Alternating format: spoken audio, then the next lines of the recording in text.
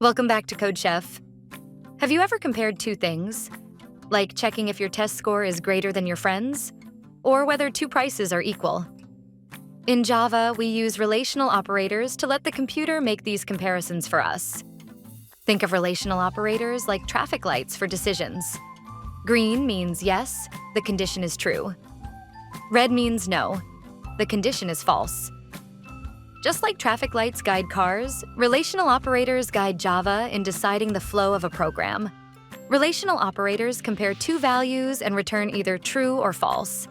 The main operators are double equals, equal to, exclamation equals, not equal to, greater than, less than, greater than or equal to, and less than or equal to.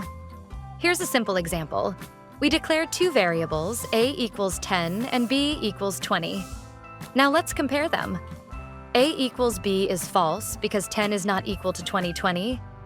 A less than b is true, since 10 is less than 20.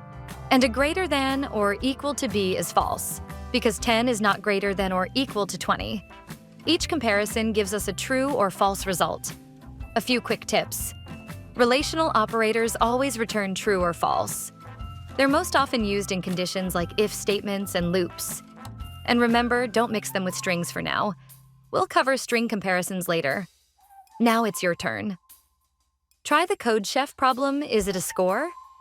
You'll practice using relational operators to compare values, just like we did here. Today you learned relational operators compare two values, return true or false, and form the backbone of decision-making in Java programs. Code, debug, repeat. Build mastery with CodeChef.